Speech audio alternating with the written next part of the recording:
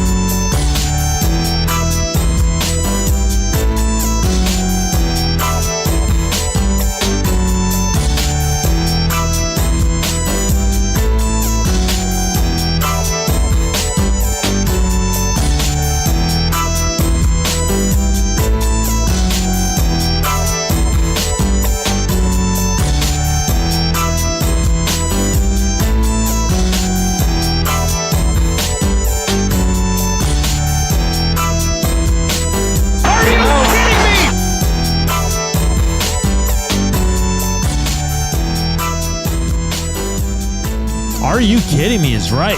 Welcome to the Monday edition of EST Afternoons here on Edmonton Sports Talk, presented by Play Alberta. Make sure to visit playalberta.ca/EST to learn more. If you gamble, use your game sense. It's Joaquin, it's Hernan, it's Zach Kubish with you here on this wonderful Monday. I just went outside for a walk. It is very nice out there. It's supposed to be nice all week. A little bit of rain mixed in, but yeah, looking forward to some hot weather. Fun show on tap. We're going to be joined by Evan Rawal at 1:20 from the Denver Gazette. We gotta check in on the Avs, see if they what's going on here. What's happening? Are they going to win a game this series? Is there a President's Trophy curse? All that fun stuff. And at 2:20, Luke Smith from The Athletic covering F1 IndyCar. What a weekend for motorsports. It was absolutely fantastic. We'll get to all of that. We'll do our race report at 1:40. We'll break down Indy. We'll break down F1 and NASCAR and all that fun stuff. But like we do every Monday, boys, how was the weekend? You guys are both looking at me. Well, yeah, we asked you. How was your weekend? No, it was a fine time. Pretty busy. Connected with some friends. You know, Friday it was a karaoke night. Connected with some of my RATV, or as colloquially it's called, radio and television peeps. Few people from my class were there. Had some fun singing songs. Did some duets. Ate some good food. Good company and everything like that. Then Saturday, ran it back, but it was a Montreal Canadiens watch party, and went down to Beaumont for that one. So went from Jasper Ave on the Friday to Beaumont on the Saturday, had a fire after that as well, and then it was a little chill day yesterday, ran some errands, picked up some flowers with my mom, went to Home Depot, cleaned. It was a solid Home Depot weekend. were you at? The South Edmonton Common one. Oh, yeah, that was a busy one, man. Okay, you go there, it is like you're wall to wall, man. It's like you got to sneak through. You're playing Frogger the entire time. I was at the Windermere one. Was that one packed too? It was full. A lot of people were doing home improvements. Seemed like a good weekend to do that. Yeah, it's always a garden section though. From that South Edmonton Common. I was at Walmart yesterday on Ellerslie, just off 50th. It was a mess. So many people, man. Any of that south side? Yeah, it's like from Walmart, Common 50th. down. Ellerslie. It's on. It's by just okay 50th in Street. that strip mall. Yeah. way I took over my there. parents I know what grocery you mean. shop, and in Beaumont, it was Beaumont right near days. Beaumont. It was Yeah, it Beaumont was. days. It's They like a shut down festival. Main Street. Yeah, they shut down Main Street on Beaumont Friday. days? Yeah, Really? yeah. They do like a little, like they have rides, they have food stands, music. Yeah, all the companies and businesses get out there. Yeah. You get free stuff. Well, all my Kiddos family are lives around. out there, so they were all out there all weekend. Yeah, going for beers. I heard Sea Change was packed. You couldn't get a seat. Did you go to Oleale yet? To where? Oleale. Oh yeah, No, Brewing? not yet. That's Did right you? on the entry. No, I haven't had the opportunity to go. I don't want to be that guy going. I alone, have to you go know? one day. Can't It believe looks you sick. don't. Yeah, it I looks like great. trying those flights. You Yeah. get 4 beers. Oh, that's the greatest. You take off after that. Yeah. Oh yeah. Take off. What'd you do? Oh, what did I do? Oh, let me think here. I ran Oh, Jesus. Saturday How and far? Sunday. I was telling you I bought that beer. Saturday Saturation, is it called? Yeah. I enjoyed a few. They're pretty good, man. Mm-hmm. They're pretty good. I wish that's the thing with these beers, like the craft, like you can never get more than like a 4 or 6 pack. I wanted a case, but I can only get a 4-pack, but it's okay. You could buy a few more. I know. You could just buy another 4-pack. No, I and know, you have but 8. but you buy the because they're the super cans, right? I'd like a nice just 15-pack of little ones I can keep in my fridge for a month. Well, you can keep the big ones. That's gross. No? Yeah. Outside of that, guys, just visiting the folks. I watched a disturbing amount of motorsports over the weekend.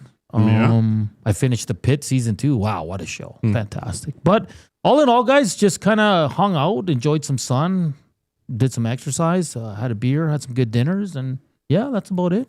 Oh, sweet. Yeah, I went to White Ave as well, too. Where'd you eat? Was there a key I just spot ate. you went out? No, like just cooking at home and stuff. Okay. Yeah, you can actually cook. I can't. Not yet. Still living at home. So all in all, busy weekend though, like all driving all around and stuff like that. So Nice. Pretty Nice. solid. you? Let's see. What did I Friday, I had work to do. Then I made myself a couple margaritas, which was nice. Nice. Watched some hockey. Then Saturday was my lawn maintenance is taking a long time. So had to do some stuff there. Yesterday, back to Home Depot to put up the privacy blinds. They look really good, but you have the idea in your head of what it's going to take, and then you start using it. Mm-hmm. And then what happened? I got most of it up, but it only did one little section. I'm like, oh my gosh, I'm gonna need a lot more wood here. And then my skill saw. I'm sure this happens to a lot of people. Well, just like the weekend warriors like myself. I used it a while ago, and I put it down, and the blade was still kind of going, but it fell on the cord and ripped the cord. Oh, I've seen that. Yeah. And so I had to get a new cord and put it back, and then take out the old one and put it back in. And that's always stressful because, my way of like reverse engineering those things now is I just keep taking pictures with my phone to see what it looks like, right? Yeah. Because you start taking screws out. Okay, I'm here to take a picture. But it actually was seamless, and I was so worried because I put it all back together, and I hit the trigger, and just I'm like, yes, didn't kill myself. So a lot of sawing, but it's looking okay. Nice. Lots of PPE. You got the tool belt going, a high vis vest. You got a hard hat on, or I have all that stuff, but I don't need it anymore. Like, it's funny because I wore a tool belt for a long time, and so it was. But I kind of have a system where I wouldn't mind my little hook that I keep my drill on, but I got rid of it for some reason. That's the dream, eh? Tool belt, no shirt on. Oh, I don't know if it's a dream. But that sounds like an EST it's calendar. more like a nightmare right now. But no, and then I watched. I was mad because The Punisher. It's only a one episode thing. It's fantastic, but I thought it was a new series coming out. Oh, And so, but I thought this week they would release the next one, but it's only one. But oh my gosh, it is So it's one and done. one. Well, it leads up to The series? I think. Well, Spider-Man's coming out. Punisher's in Spider-Man. So it's like a teaser, sort of, not but a trailer, it's but so good. Oh, did you guys see the roast of Kevin Hart? No. No. Okay. Well, that was a big thing that happened as well. It was like a 3-hour Netflix special. Yeah, but that's Two. Isn't that a little bit old? I old, tried to but- I watch thought it was a bit. pretty It was new. just it was a little over the top with. Yeah. It wasn't as. I found it more vicious than funny. Yeah. Yeah. He was Whatever. He was laughing. There's some Diddy stuff in there. Oh, yeah. And I'm not a big Kevin Hart guy. I don't find him funny at all. I don't. I find him funny with The Rock in movies. Yeah. But I don't. His stand up, I don't laugh. No, either do I. And then but I did watch. One of the funniest movies, and my wife loved it. But it's with Sacha Baron Cohen and that Rosamund Pike. And it's on Netflix. I suggest anyone, especially with a significant other, watch it with them because all it does is flip everything on. Like, women become men and men become women. Oh, okay. Oh, I saw that over the weekend. My God, it's good. Some of the one-liners, like It's you just watch it. It's really good. It's really good. You'll have a laugh. So I was It's a new movie. Yeah. On Netflix. Yeah. Ladies First. Yeah. Is that the one? Ladies Okay, First. I got to write that down. So I'm very like I'm still in season 1 of The Boys. I'm not even over season episode 5, but there's one part, and you guys have seen it, so I'm not ruining anything. Mother's Milk or whatever, and Frenchie are fighting, and then the butcher gets in between. And he's just using all these Spice Girl analogies. Mother's Milk goes, first of all, why the F do you know so much about this? I laughed out loud. It's not even that funny, but I did not expect that, man. Such a good show. Oh, it was so funny, man. It was hilarious. I thought that was one of the highlights of my week. I laughed out. I don't laugh out loud that much, but that made me laugh out loud, man. That was really, really good. All right. So it seems like our weekends were all it looked like Cuba had the most exciting one. Yeah. Well, you should. You're the youngest one. Yeah, I loved it. I almost went to go watch the new Mando and Grogu movie. Oh, I know. I was thinking I got bad reviews, and then I'm like, do I want to spend? But I probably should just go to the theater and watch it. And I know I'll enjoy it. But that's what no Reed matter said. what. He goes, I'm seeing a lot of negativity. He goes, but I want to make my own, because sometimes there's a lot of stuff I like that, and then I read that it was terrible, but I ended up liking it. So it's kind of weird that way. So it's not for everybody, right? No. I think my son had a really good weekend. He was working out till the early morning. Left his car, had to drive him to go pick it up the next day. Oh, look at that. Reminds me of myself. That's He goes, where are you going? He goes, Black Dog. I'm like, oh. I remember when I used to go to the Black Dog. well, at least he's responsible. Oh, gosh. Leaves Is he his ever? car. Yes. Double A says, is it Mando? Oh, Mando and Grogu was good. Worth seeing. See? Everybody has a different take.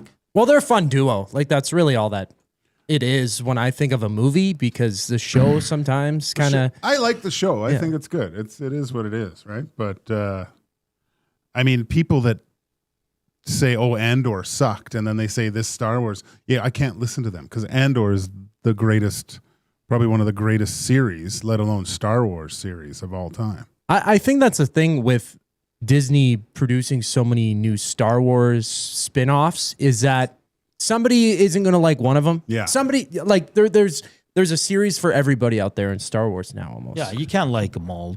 Caster says, Gage, or go see Mando and Grogu. I agree with the complaint that it felt like 3 episodes crammed together, but it was 3 good episodes. No, fine then. I wonder if it's a continuation, though, of the series, because I'm not caught up on it personally. But if you want really disturbing kind of, I guess, John Wick type of violence, the new Punisher episode is exactly how the Punisher is in the comic books.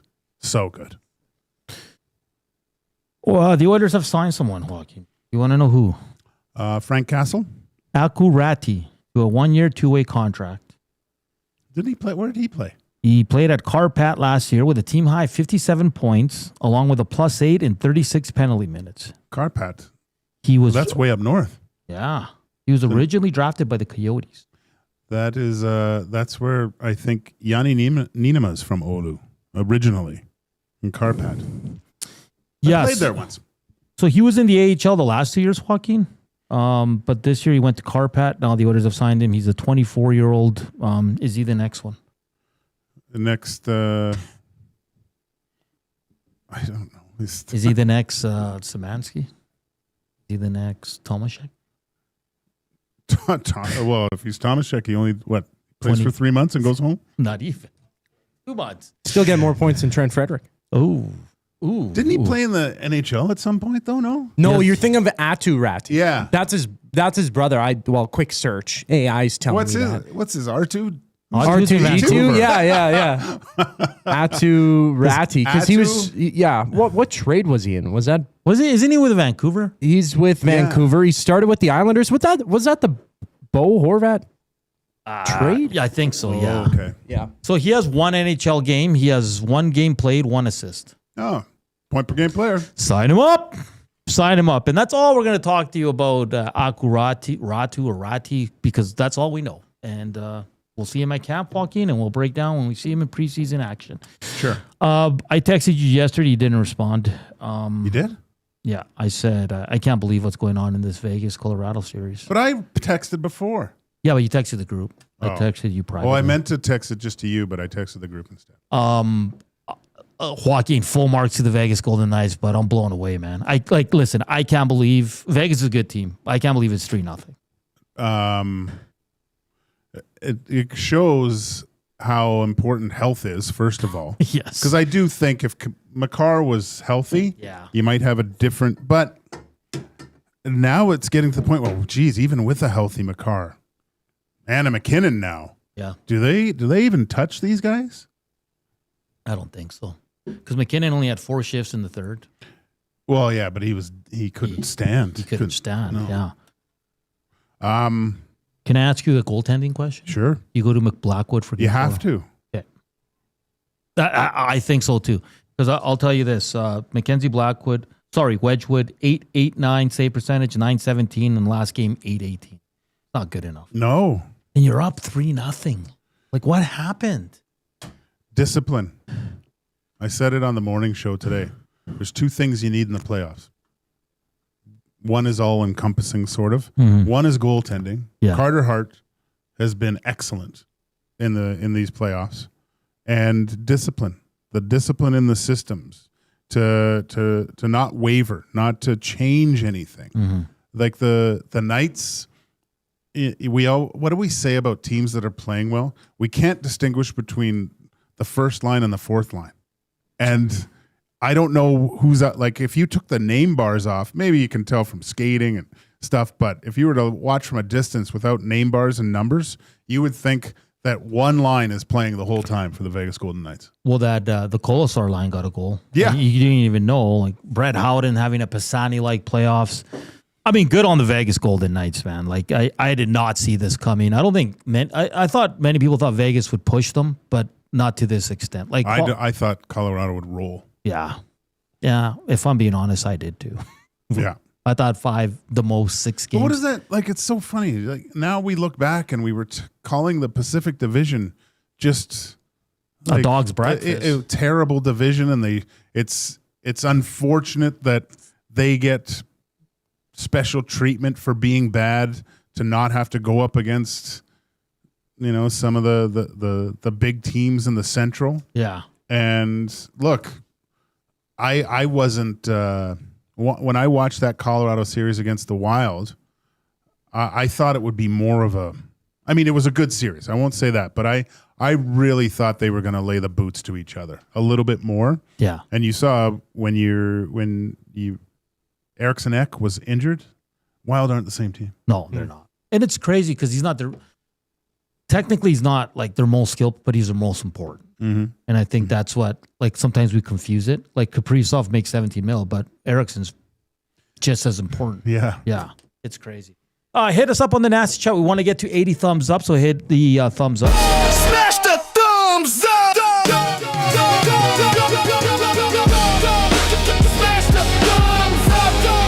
Smash the thumbs up! And like always on our afternoon inbox, 780-218-9999. Of course, it is brought to you by the River Cree Resort and Casino. Check out their Tab 25 restaurant, where it's 50% off the entire menu, 7 days a week from 2 to 5 p.m. Up next, we're going to head to Colorado and talk to Evan Rawal from the Denver Gazette, and we'll see what's going on with this Avs team. He's going to join us via video, so we're going to have a fun conversation, and then we still got to get to Noticias, and we're going to have a nice little race report, as it was an excellent weekend in motorsports that we saw in F1, Indy, NASCAR. It was just all fantastic. It's Joaquin Gage, it's Hernan Salas, and here's Zach Kubich with your sports update.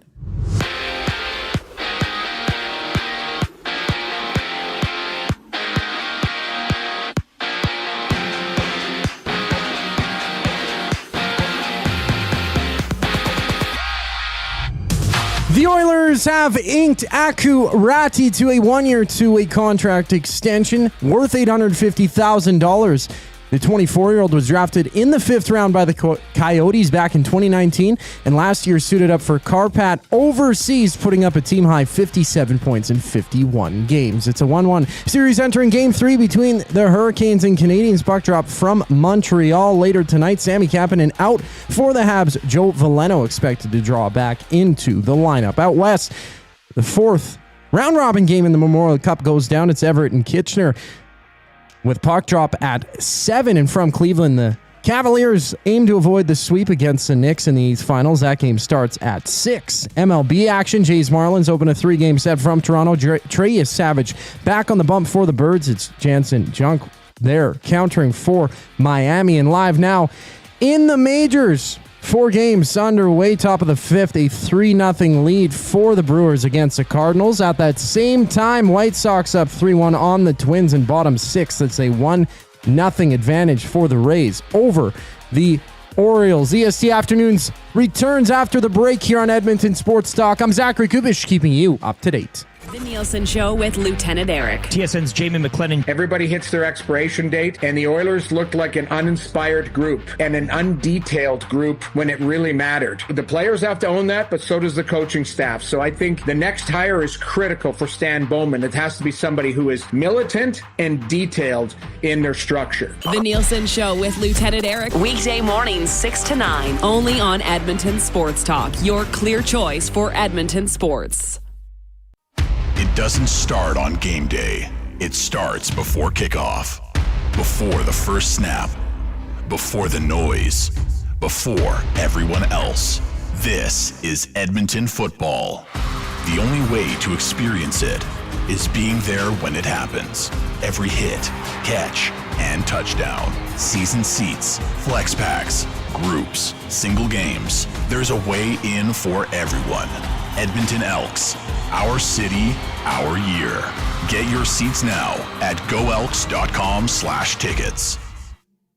Some of us are walking, others are biking. Together, we are accelerating the pace of MS research breakthroughs. This May, join Sentinel Storage at an MS Walk in your community. Sentinel Storage, proud partner of MS Canada.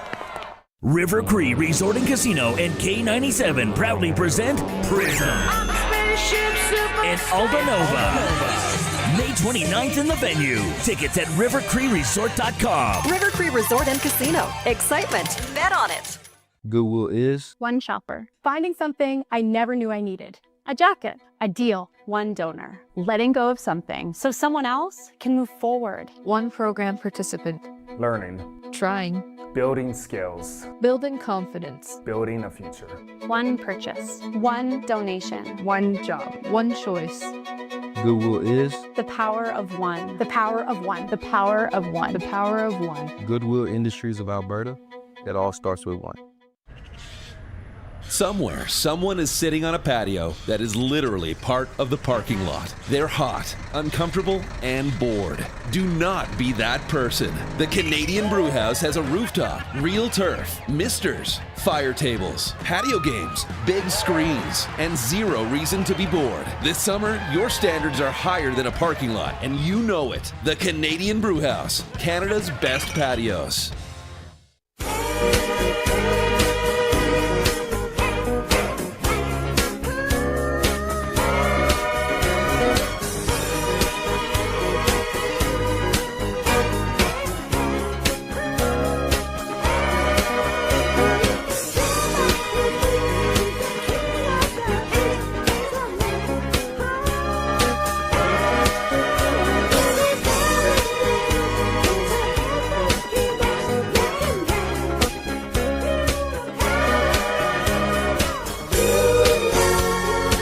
We're back here on EST Afternoons. Hopefully everybody's enjoying finally a nice Monday here. It's over 20. The sun is shining. It's going to be nice all week here. It's Joaquin Gage, Hernan Salas here on EST Afternoons, live from the William Huff Studios. All our guests are brought to you by Oil Country Towing, Edmonton's most trusted 24/7 roadside rescue team. Fast, safe, and reliable for over 15 years, whether it's a game day or a snowstorm. We work as hard as your favorite team to get you going. Call 780-986-6088 for all your towing needs. We're going to head to Colorado as the Avs find themselves on the brink of elimination, down 3-0 in the series. Something that I think many of us did not see coming into talk all things Avalanche. Our good buddy, friend of the show from the Denver Gazette, Evan Rawal, joins us now. Evan, let's get right to it, buddy. Thank you again for taking some time. I know it's a busy time for you covering the Avs. I just alluded to it. Like, I don't think any of us saw this being 3-0 Vegas. What's going on here? Is it simple to say it's just injuries catching up, or what else is going on with his Avs team? Well, you don't go down 3-0 without being outplayed in a little bit in every area, I would say. Okay. It's stunning, quite frankly. And like, we went in that locker room last night, and I think all the guys were stunned to the point where I was like, I don't know if they're angry enough personally. Like, I would be a little bit more pissed off, but I think they were just stunned. And when we talked to a few of them today, they seemed just as stunned. Like, they're kind of like, well, we're doing what we've done every year. It's just, or all year. It's just that Vegas seems to be taking advantage of their opportunities and the Avs aren't. And to me, it's just been, the margin for error is just so small in this series, and Vegas is getting that goal, that especially that key save when the Avs just aren't. And when Vegas gets going, like, the Avs have had no answers. Like, it's just been like, you know, Vegas will score one and they'll score another one. And then last night it was 3 in a row, and it's just the Avs can't slow them down. Like, it's been fascinating, because that's been the thing all year with the Avs. They've been, when they've gotten a lead, it's over. And they've blown 2 leads in this series, and it's something we have not seen at all this season. Evan, you said different areas. The one area that I think that they've been losing the battle is in goaltending, and you mentioned just not getting that save. Does Bednar stay the course, or do you foresee him possibly making a change in that position for the next game? I would have gone with Blackwood yesterday, personally. And I think he's going to start tomorrow. I mean, we'll see, but I mean, it would make sense to me, like, well, your season's on the line. You got to do something to switch it up. But, and it's not like Scott's been bad. It's just that Carter Hart's been better every game. And I look at the first goal in game 1, like, it's a 0-0 game, and Dylan Coughlin, like, shoots it right through Scott Wedgwood. And that just can't happen. Like, in a 1-0, and then it's 1-0, and it's 2-0 quickly. So, and then you look at game 2, like, Jack Eichel coming down the wing. Mm-hmm. Yeah, he's Jack Eichel, but like, you see that I looked at the replay immediately, and it's like, Scott is way off his angle. Like, he just is. And it's these little things that are killing the team. And just Wedgwood isn't totally to blame here. It's definitely a team effort with what's going on, but I would make the change tomorrow personally. Evan Rawal from the Denver Gazette joining us here on EST Afternoons. Evan, a few players I just wanted to touch on. Noticias has the 1 goal but 11 assists, and then Brock Nelson is just struggling to put up points in this season. In these playoffs. What are you seeing from these two guys? With Brock, he's played 19 playoff games with the Avs, and he has not scored on a goaltender. It is just insane what's going on here, because, like, if you look at his numbers with the Islanders in the playoffs, he was just kind of the same guy he's always been in the regular season. He can score goals, and it just hasn't happened here. And it almost looks like it's very much in his head. He hit the crossbar last night. He threw his head back. You could see him just like, oh my gosh, what do I have to do here to score? He missed a wide open net in game 3. He threw his head back. And so it almost seems mental. And then with Noticias was great against the Wild, but Jared Bednar said, like, hey, you know, that was the type of series that Noticias would thrive in, because Minnesota wanted to skate. They wanted to push the pace, and that's where Noticias is going to thrive. And, you know, you look back at that first series with LA, it was very defensive. Noticias didn't get a lot going offensively. The whole Avs team didn't get a lot going offensively that series. And then this series, it's the same thing. Vegas is not going to push the pace here. They're going to defend and make it hard for you, and that's not necessarily the way he wants to play. He did not have a 5-on-5 shot on goal yesterday. He made a great pass to Kadri on the goal, and that's kind of what he can bring, but it just hasn't been enough. And like, 1 goal in the playoffs is just not going to cut it from a guy that's going to be making $11.5 million next year. Evan, there's Oilers fans here in Edmonton know what it's like when your 2 big guns are banged up in a playoff series. But how banged up are MacKinnon and Makar right now? And is 48 hours enough to see them get a little bit better? I think Makar, like obviously a lot has been made of the shoulder. Like when he's grabbing at his shoulder, it's easy to tell what's wrong with him. But I think he's dealing with multiple things, which is kind of the issue. I think he's also got a lower body issue that's kind of limited his burst that we would normally see from him. And I think that's what happened on that Foligno hit in game 1. Like he landed on his hip, and I think something went wrong there. I would assume he's going to play tomorrow. Like they're obviously better with him in the line, even if he's like 70% there. He's like, the season's on the line. He's going to play. Nate's going to be interesting because when he took that shot, I was just like, oh, that could have broken something. Like just the part of the body that it hit, there's not a lot of padding there. And he clearly tried to tough it out yesterday, and he was just like, I can't do it. And then the Avs got a power play, and Bednar went over to him and said, can you give us something? And I was amazed that he was able to move as well as he did, because he even stopped an empty net goal at one point. But then you looked at him going around the net, he like had to collide with the boards just to get himself to turn. Like he's just clearly not right. And I personally like he's going to do everything he can to play tomorrow. They said they'd just play him power play if they had to, but man, I would be like, based off what I saw, like he looked like a guy who in the regular season would be out for a little bit. And so I'd be a little surprised if he's going to play. Evan, you said you were in the room last night. You talked to a few players this morning and said there's still a lot of shock there. But is there mentality? Is there still like hey, let's just get game 4 and take it back to Colorado and see what we can do? Yeah, it is very much like, I mean, what else could it be? Yeah. Like you have to go one game at a time at this point. That's kind of what they said after game 2, and they're saying it again after game 3. And that's really all it has to be. Like they have to go one period at a time, one game at a time, and they got to do what they can to kind of whittle away at this. And there's no other option. Like they need everyone to kind of find another gear here so they can do that, because this Vegas team is just rolling. Like you got to give them credit. They've played really well, and they are getting hot at the exact right time. And you know, the Avs are struggling, but Vegas deserves credit for what's happening here. Do you foresee Bednar making any lineup changes to get certain guys going here, or is it going to kind of just go with what worked kind of in the regular season in the first 2 rounds, or are we going to see some lineup juggling tomorrow? Well, he juggled the lines yesterday. He put Kadri on the wing, he moved him up. It seemed to work well.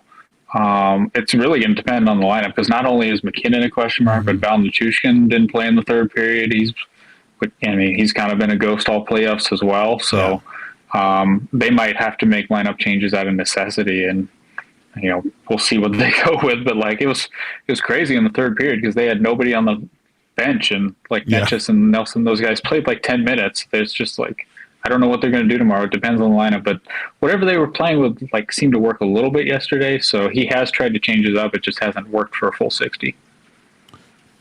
Well, Evan, if I mean, of course, I would like to see this series extended a little bit, but if it does end 4 straight, do you foresee the management of the Colorado Avalanche making any changes at the coaching position? We've seen a carousel and stuff. Would this still be considered a successful season for the Colorado Avalanche, even if they didn't get to the Cup final?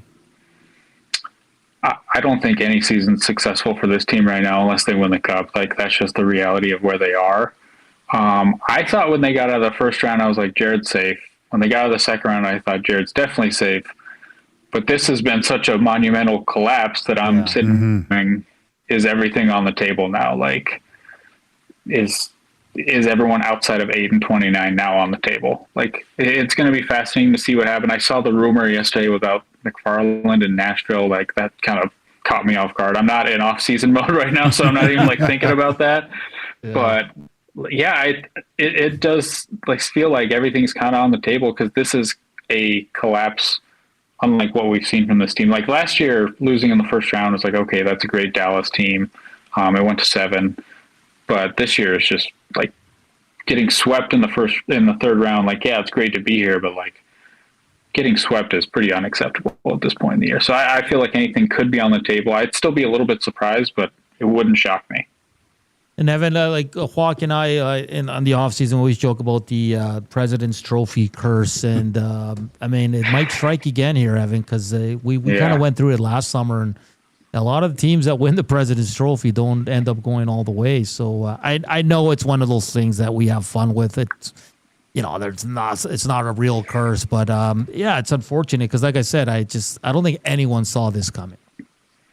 No, and I mean, Vegas, like the regular season Vegas is just long gone at this point. Like whatever Tortorella has done there, and it might just be as simple as they've gotten good goaltending. Like their underlying numbers in the regular season were good. It's just they got terrible goaltending. So it could be just as simple as that. But maybe it's a curse for a reason. I didn't really believe in it, but now here we are, and the Avs. I mean, it's not done, but after last night, it certainly felt done. Well, Evan, enjoy Game 4. See if Colorado can send it back home there and continue going on in this series. Thank you for taking some time on a busy week for you, a busy weekend as well, and hopefully we have you on again. Yeah, thanks for having me on, fellas. Have a good one. Evan Rawal from the Denver Gazette there. Interesting what he said about the team is just kind of stunned right. Well, you heard it. Did you? I don't know if you listened to Bednar's post-game interviews, and it was like they asked him, "What's the feeling?" He goes, "It couldn't get any lower right now. We have." And I'm paraphrasing, but he said we have 36 hours to kind of figure out where we are and start preparing ourselves to try to win a hockey game. But you don't hear a coach talk about, like, usually they're a little bit more positive, right? But he was quite honest about his current emotions. And how are you not?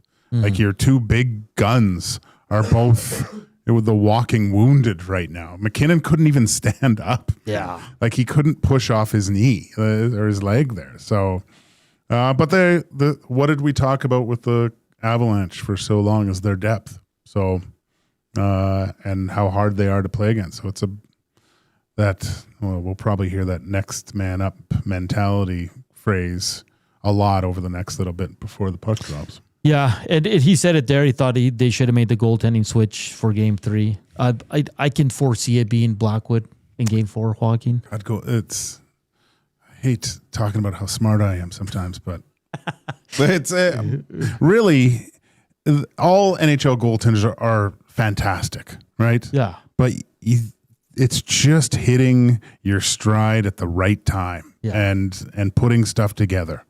Because, I mean, a few months ago, you can't tell me you would think, okay, Vegas will be just fine. They got Carter Hart. Yeah. I mean, come on. No one. No. That was the biggest question mark, actually. Like, and if you looked at the Avs, you would say they got two guys. Yeah, that are playing really well. Yeah. We all thought it was going to be Aiden Hill. Like, let's be honest here. Mm-hmm. But that's why you play the game. And listen, good on Torts for not pulling Carter Hart. Well, Torts had Carter Hart for a long time too, That's so true. he knows what he's capable of. And listen, Joaquin, before everything that happened with Carter Hart, with the Canada trial and all that, like, he was a good goalie. He was they thought, well, he had some I think his last couple years in Philly were rough. He had a terrible season right before everything went down. So, but he was kind of when he got to Philly, they were saying Philly finally has shed the Pelle Lindbergh goaltending curse, essentially, right? It does seem like they fixed it with Dan Vladar now. Yeah. But yeah, man, that's some of the best goalies, who you would consider the best goalies in the NHL, aren't even playing in the playoffs. No. Well, Carter Hart, I mean, he's playing as one of the best goaltenders, at least at this moment. 11-4 record in the 15 games in the postseason, 230 goals against average, 921 save percentage, 5-0 in his last 5 games, 1.78 goals against average, 948 save percentage. And that's the thing that it's kind of like, because that's what I'm saying. Like, Carter Hart's just not coming out of nowhere, right? No. Like he was being talked about as Canada's goalie of the future, right? Before everything. Everything, he probably would have been on that Olympic team. Yeah. Right? Yeah. So, I mean, maybe now he found his stride and he's playing really well, and the team's playing well in front of him. That's of course you're not carrying him on your back. And Tommy, what did I give Tommy credit for? Wait, what did he say? Maybe I won't give Tommy credit. But. Well, it's crazy though. In the regular season, I mean, numbers wise, his second worst year of his career for Carter Hart in 6 or the 7 seasons that he's played. He had an .891 save percentage in the 18 games that he played, but an 11-3-3 record. Mm-hmm. I know what Tommy said. Tommy's before Edmonton fans get all upset that Edmonton didn't. Yeah. Carter Hart wasn't going to play in a Canadian market. No, he didn't want the heat, the smoke. Yeah. Right. So, and I'll give Vegas credit. I know their 2 stars are hurt, but Vegas can only play who's in front of them. That's not their problem.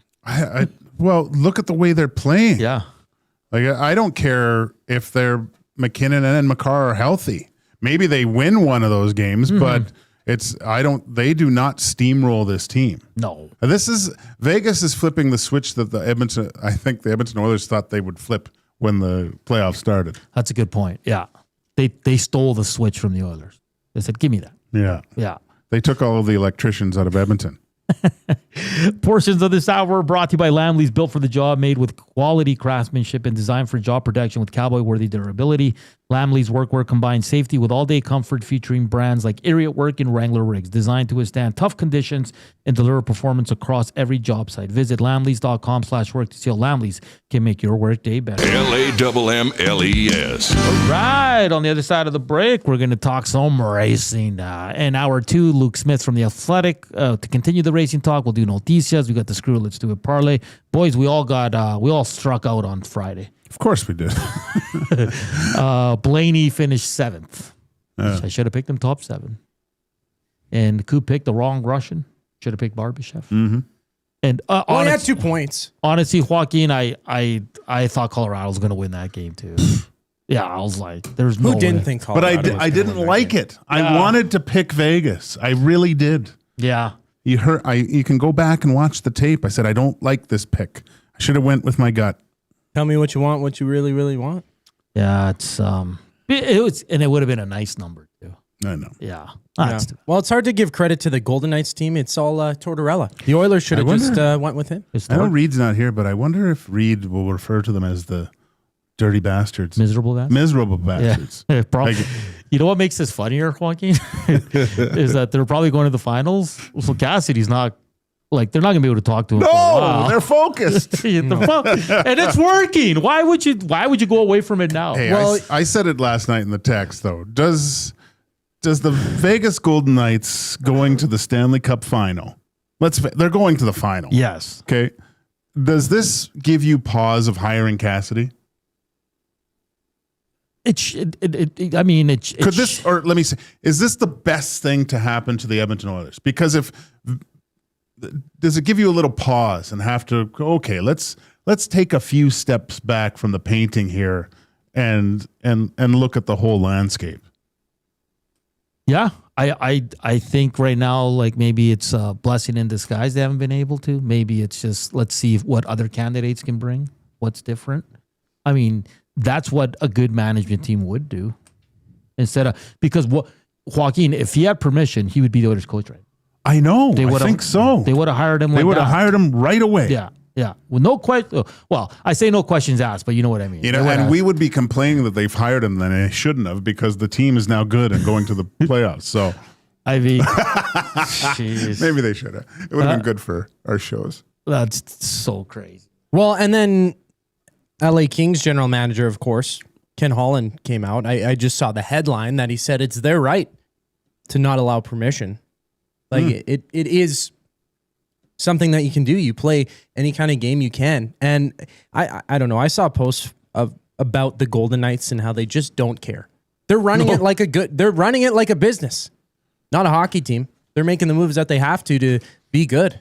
Look, man, they've done that. There's a few people that you meet along the way in hockey that you really respect. That George McPhee, awesome dude, man. When I was in the Washington's organization for a cup of coffee, and it's hard not to like that guy. And I remember the one time he went in to the Chicago Blackhawks dressing room or coach's room when he was with the Capitals and went and punched Lorne Mulliken in the face and gave him a huge black, because at the end of the game, Lorne sent out all his tough guys to go fight. When do you hear that? GM going into the coach's room, and he's not a big dude. Yeah. Right? And goes and punches the opposing team's coach. Gives him a big black eye. Lorne Mulliken the next game had this big shiner. That's too funny. Oh man, we'll wait and see what's happening. No news on the Oilers front, so that's why we're not really diving deep into it. All we've heard is Berube. We haven't heard any other names. Okay, on the other side of the break, we're going to talk some racing. Don't go anywhere. Hit us up on the Nasty Chat River Cree inbox 780-218-9999 and slam that thumbs up. Afternoon inbox is presented by the River Cree Resort and Casino. Check out their 525 happy hour drinks available Sunday to Thursday from 9 a.m. to 7 p.m. Here's Coop Sports Update.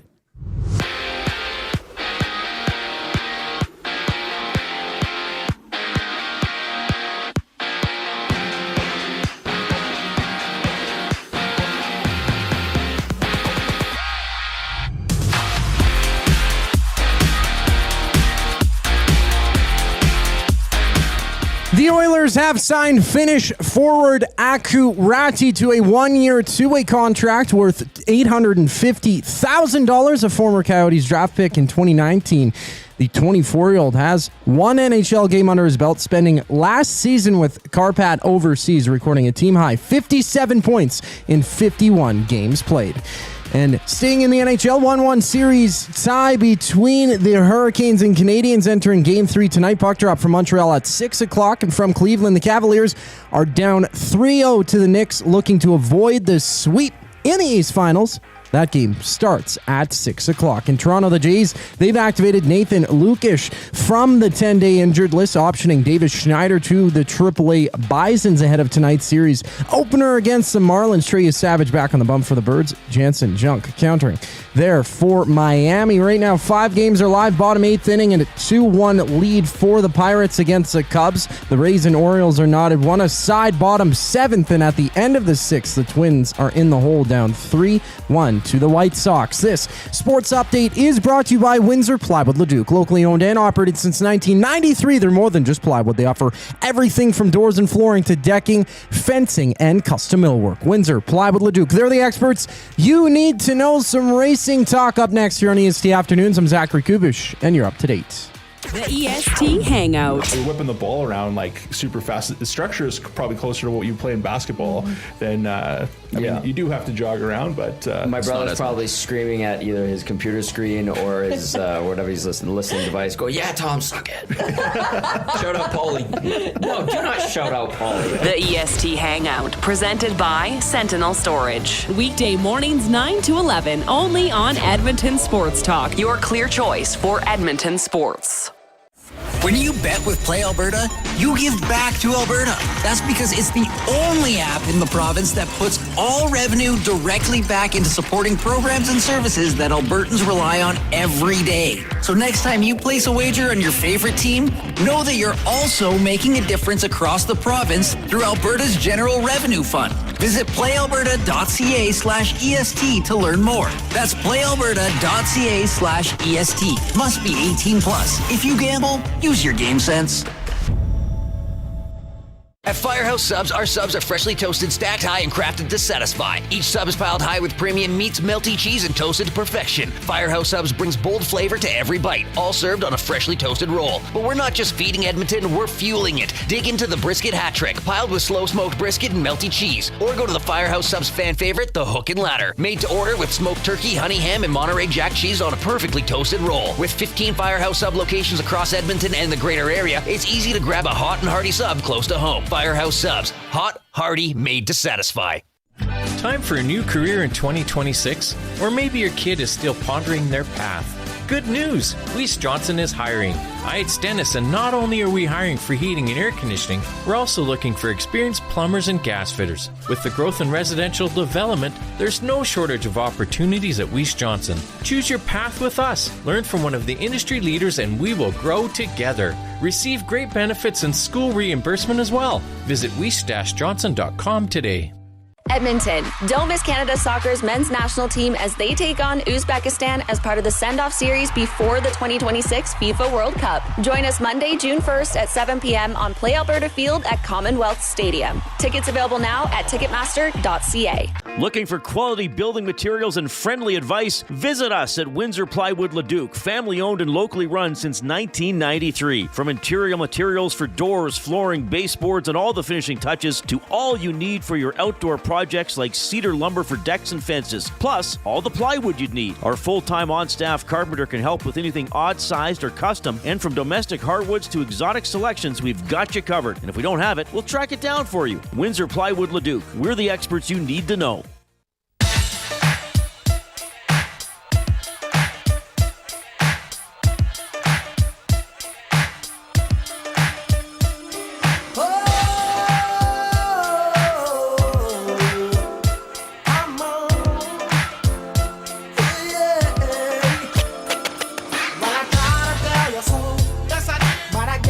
We're back here on EST Afternoons. It's I'm Hernan. That's Joaquin. Zach Kubish in the producer chair. Coming up next, well, later in about an hour and 8 minutes, it's the Reed Wilkins Show with Jay Milne and Matthew Wanek and Zach Kubish.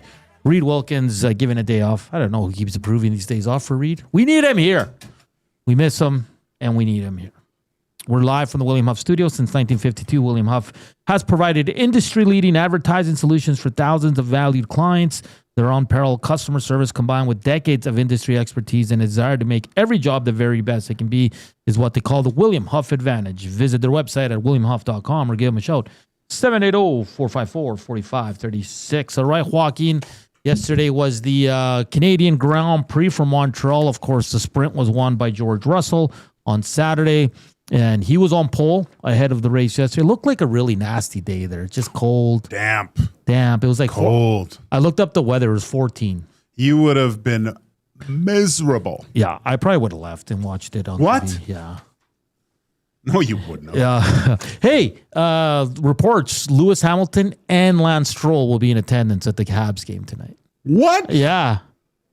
Yeah. Cool. Lewis said it yesterday. He said, I'm probably going to the hockey game. It will be my first one. First one, Oh, yeah. And, of course, Lance Stroll's from Montreal. Yeah, he probably played hockey. He'll probably get booed. You know, Bottas played for the Pelicans, the Latvia junior team in Finland. Really? Yeah. So. Overall, I mean, Joaquin, it's just, I keep going back to it. Kimi wins again. This kid he's a kid. He's younger than my son. He is it's just unreal what this kid. Now, some luck, sure, but he's the first driver ever to take his first 4 Grand Prix wins consecutively. Good on Toto to find saying I'm not going to pass up on another young kid, right? Oh yeah. What I love about it, first of all, I think for all the things that they've said bad about these cars, you wouldn't have been able to do what Kimi was able to do, and by staying so close to George for such a long period of time. It was right? scary. So they figured something out there. Yeah, I think that I think is a good thing. You want close battles like that, and the fact that we're getting 2 guys in the same team, I think this is. I'd have to ask some more veteran people, but this has to be Nico and Hamilton way back when. Yeah, when they were battling for the championship, right? So I love it, and then I thought this weekend was fantastic. First, you got Kimi and George battling in the sprint. The qualifying, both qualifyings, I found entertaining. And then you had 30 laps of Kimi and George going at it. There were great battles in the midfield. And then you get a throwback of Hamilton, who's rejuvenated and going after Max. What more do you want from a weekend? And then even the start with everyone's on inters and softs and slicks. You're just what is going on here? Yeah, everybody different strategy. I mean, Mercedes now has won every race this year. George 2, Kimi 4. Great to see Ferrari up there. If you had him in fantasy, good on you. I didn't have any Ferrari. I didn't think they'd do well. Good for Max. Like you said, Toto had to get on the mic there and be like, boys, settle down.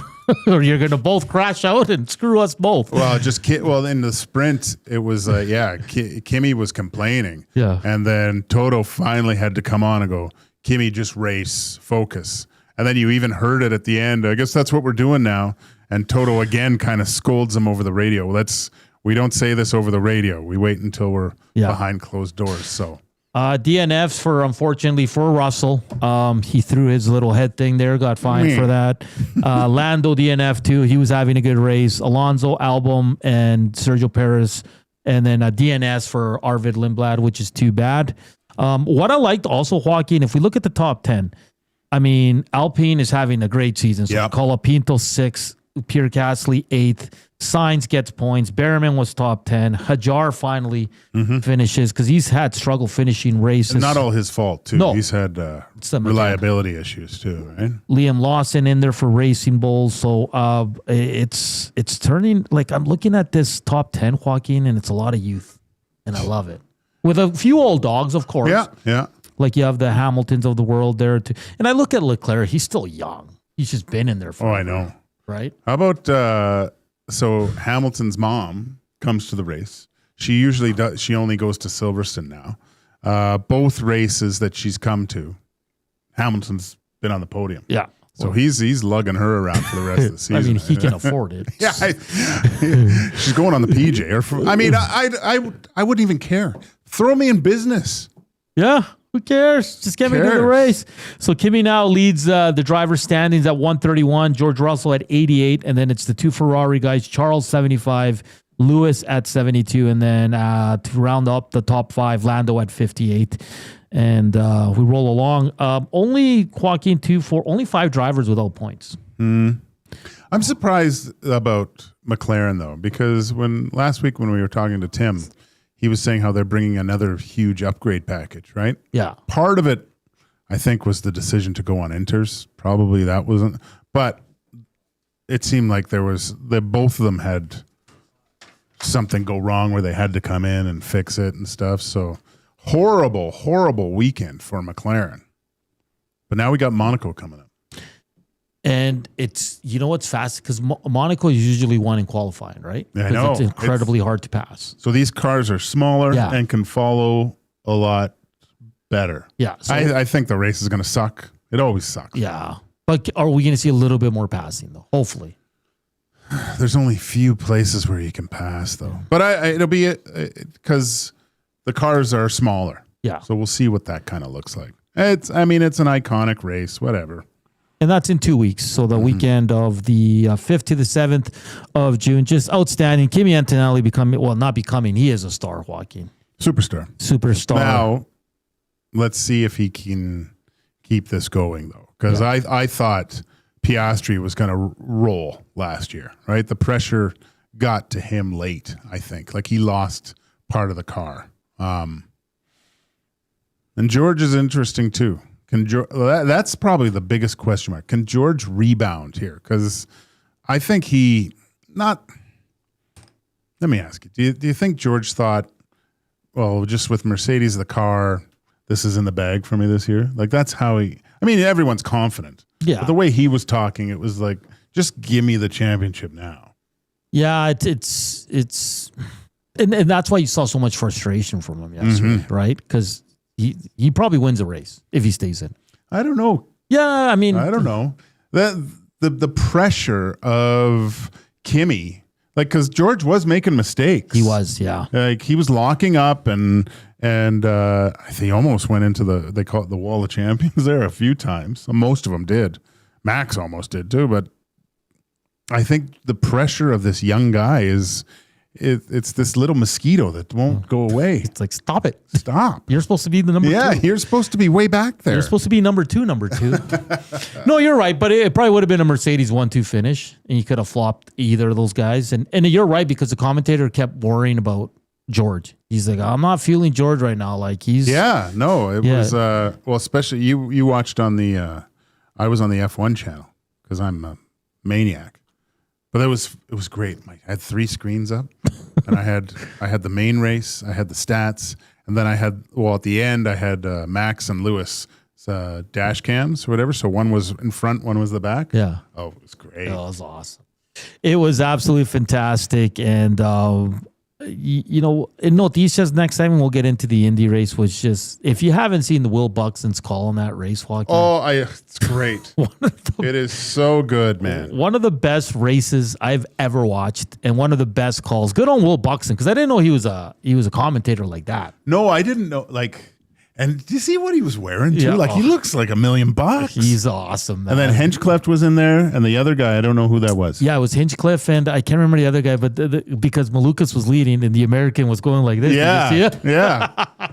Oh, it was crazy, man. But F1's awesome this year, and we've said it countless times. We feel kind of guilty because the true F1 fan that's been a fan for years and years doesn't really like this, but I love it. I think it's great. Yeah.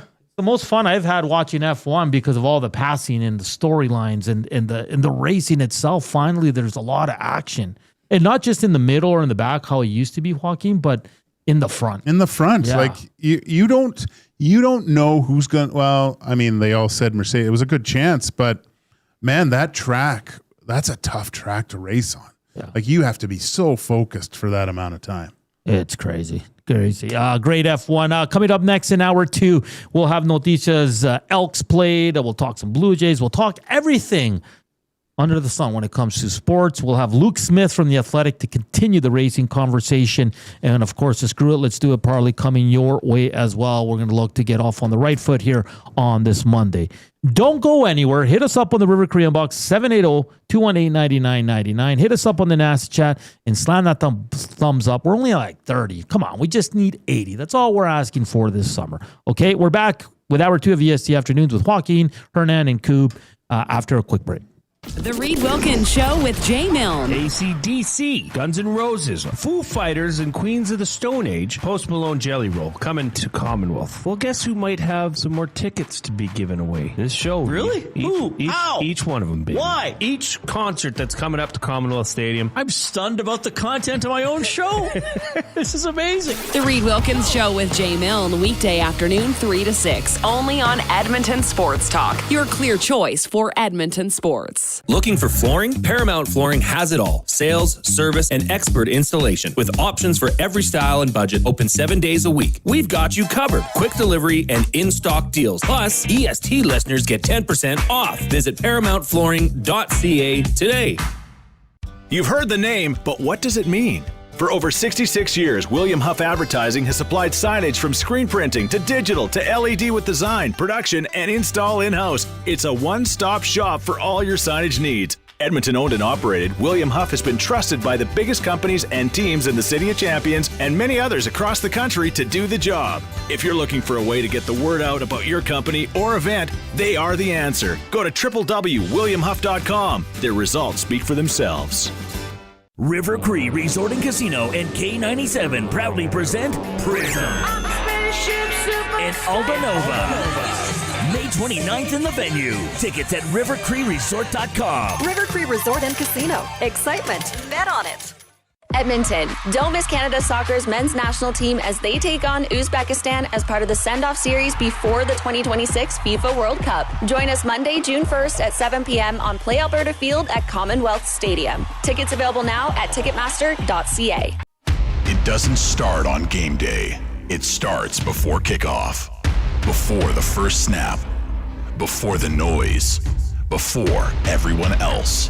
This is Edmonton football. The only way to experience it is being there when it happens. Every hit, catch, and touchdown. Season seats, flex packs, groups, single games. There's a way in for everyone. Edmonton Elks, our city, our year. Get your seats now at goelks.com/tickets. The Canadian Brewhouse has a happy hour for any scenario. Had a good day? It's time for happy hour. Bad day? Oof, happy hour. Boss said great job? Happy hour. Boss said let's circle back? Ugh, definitely happy hour. Got a promotion? Happy hour. Spilled coffee on your shirt 5 minutes after getting dressed? Ugh, happy hour. So whether you're celebrating or recovering, our happy hour starts at just $3.99. The Canadian Brewhouse. Your day just got happier.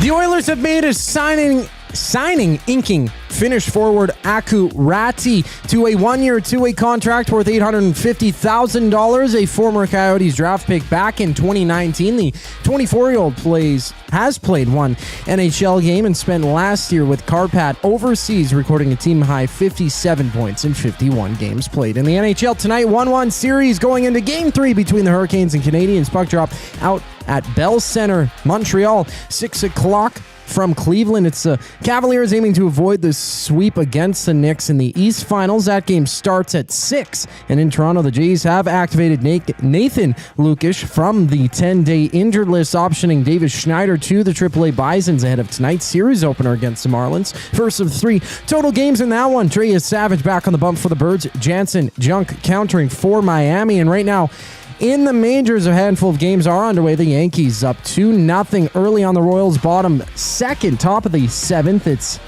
the Cardinals down 4-1 to the Brewers. And top of the 8th inning, 2-2 tie between the Rays and the Orioles. I'm Zachary Kubish. That was your sports update. Hour 2 of EST Afternoon starts right now.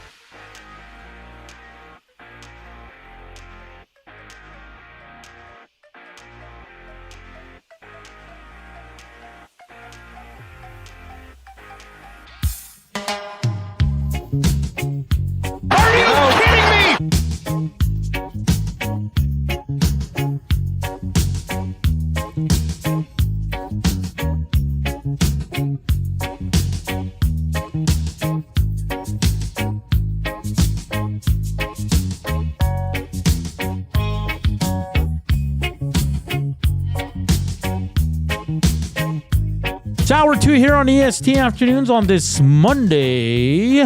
Clouds rolling in. Looks like we might get some rain, but it is nice outside. Lots of stuff going on today, of course, in the sports world. We'll get to it here shortly. It's Joaquin Gage, Hernan Salas, Zach Kubish with you. Coming up in about 12 minutes' time, Luke Smith from The Athletic to talk F1 IndyCar. He'll join us. Of course, we got the Screw It, Let's Do It parlay still to come as well. But right now, let's get to Noticias, brought to you by the Edmonton Elks. It's time to get back to the beginning. May 29th, Elks Stampeders, Clark Stadium for Night at the Knothole. Our city, our year. Lock in your seats at goelks.com/tickets. Este es su noticiero. Gager, Game 3. Canes Habs tonight. So close to taking a 2-0 lead. Like I mentioned earlier, it sounds like Lance Stroll, Lewis Hamilton will be in attendance. Are you expecting a Habs win tonight? No. No, okay. Not even with the crowd going crazy. Lewis Hamilton in attendance? No. Okay. That game's at 6 o'clock. It's going to be a fun one. It's always a good vibe down there as well. Okay, IndyCar. It was the Indy 500, Gage, one of the biggest races of the year, the biggest race in IndyCar. Felix Rosenqvist takes the Indy 500 over David Malukas in a photo finish. It was the closest finish in 500 history. It featured 70 lead changes. The previous record was 68 in 2013, and Rosenqvist becomes the third Swedish driver to win it. Listen, just go back and watch the highlight of the last lap because it was a shootout because of the cautions.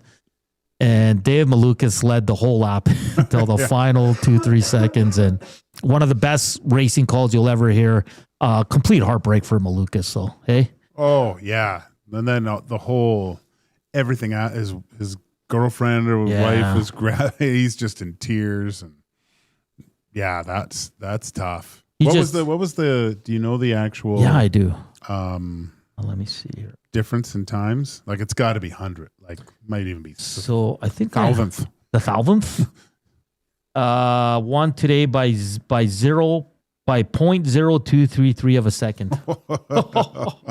That's crazy. And Malukas is like, he's a young guy. He's a young American guy, and he's got a good pedigree, man. Like, everybody thinks he's going to be a star, and he was so close to winning the 500. It's just really, really unfortunate for him. He was heartbroken. Absolutely. He said, I don't know what else I could have done. And he was riding top 5 most of the race. He had a really good car, but that's what makes IndyCar so special, Joaquin, is that you see so many damn lead changes. A lot of cautions, though, yesterday, especially with the There oval. always is. It's tough. Yeah. Like, Last year, it took like half an hour to do the last few laps. that's why NASCAR takes so long. Yeah. Yeah. And then in NASCAR, very emotional. The tributes to, Kyle Busch, his wife and son there, and just a beautiful tribute. Not a dry eye there at the Coca-Cola 600. And Mexican-born driver, Mexican-American, Daniel Suarez wins it. One of the biggest races of NASCAR. So he had the lead, and they had to caution it because of rain, and then they called the race, so he won. So good for him. But it was very emotional. An excellent job done by NASCAR to honor Kyle Busch, who passed away late last week. And then it was cool in Indy on race 18. They switched all the graphics and track to on lap 18 to Kyle Busch. So very, very nice. Hey, the Elks, 34-16 win in BC. Yeah, saw that.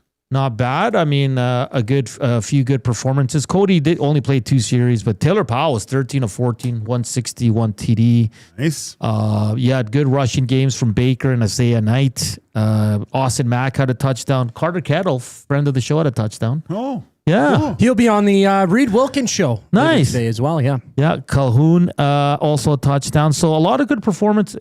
I always say this, Joaquin, and you played pro sports. A win is a win, and it doesn't matter what season it comes in. I mean, it's for a guy coming to a team or a young guy like rookie. It's a big deal. Yeah. So some good. We've been talking about the starts too. Why not win some in exhibition too, just to get that feeling going? Feel good, right? Yeah. That's football's different too because there's not as many games as hockey, right? So. You got to wait so long, right? So it's a little bit different. You can't get back in the groove right away. Like, when you have a double header, like back-to-back in hockey, you lose that first one, you're right back at it the next night. Yeah. I'd be a basket case if I would have played football. I didn't take losses well. Yeah, and you let it consume you. No, sometimes my wife says, "Oh gosh, I'm glad you don't play anymore." I couldn't talk to you for 3 days afterwards.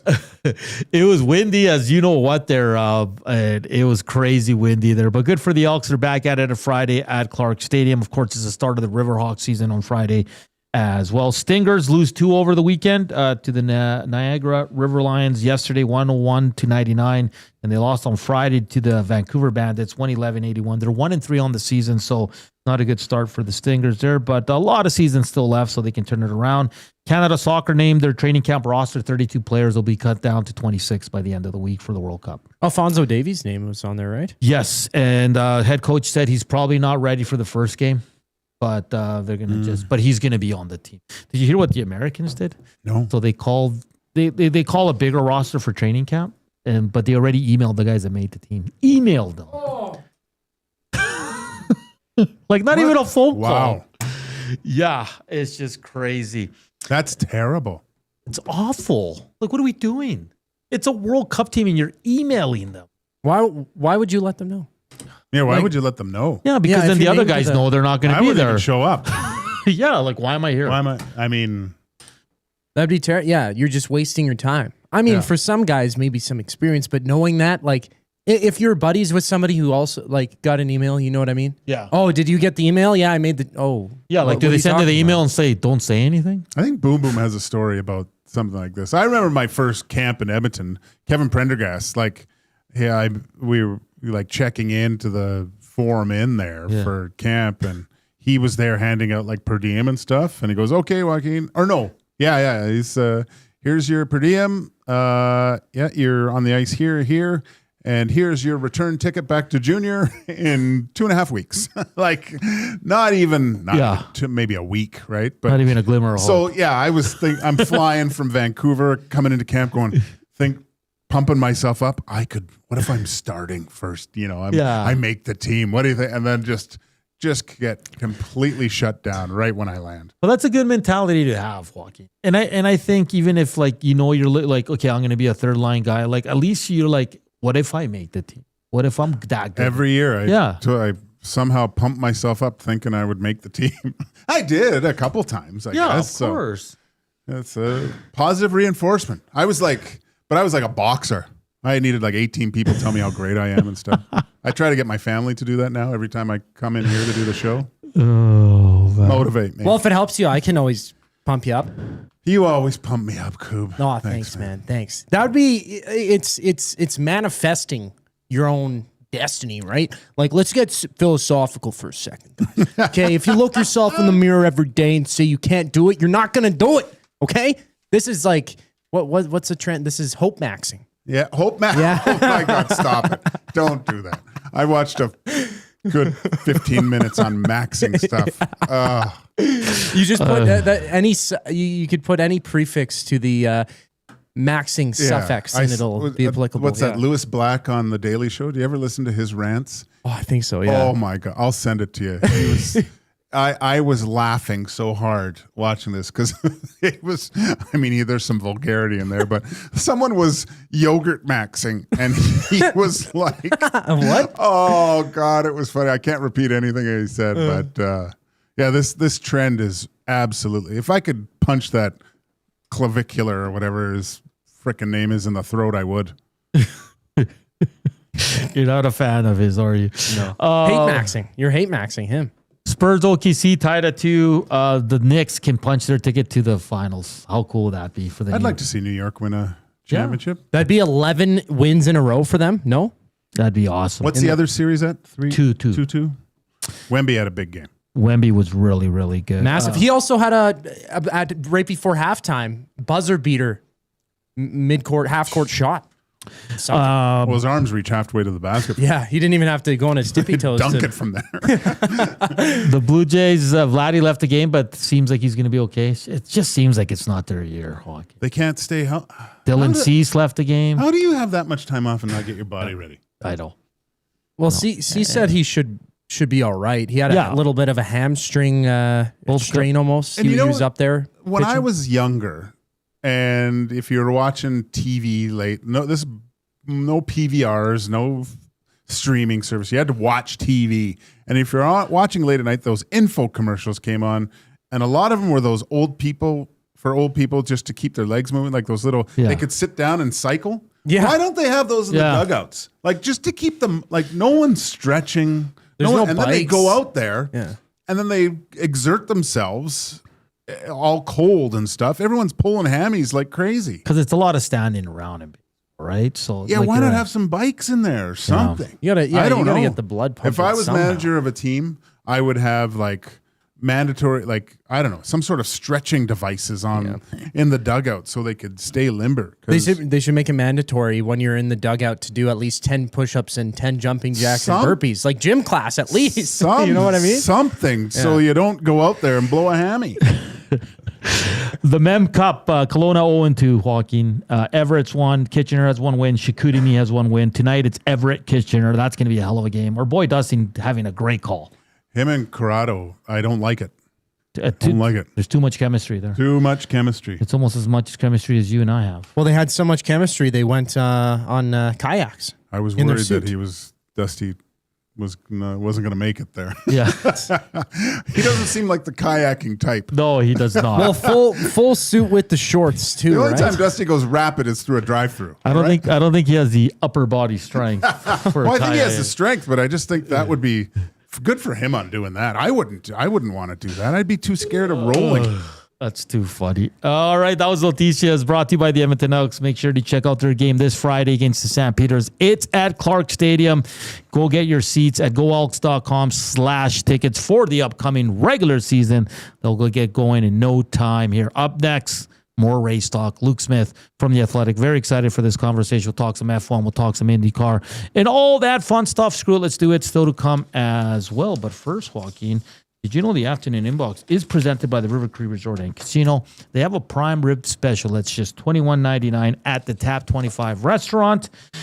It's available 7 days a week from 11:30 a.m. to 11 p.m. It's available for dine-in and takeout, not available on show nights. Racing, more racing on the other side of the break. Here's Scoop.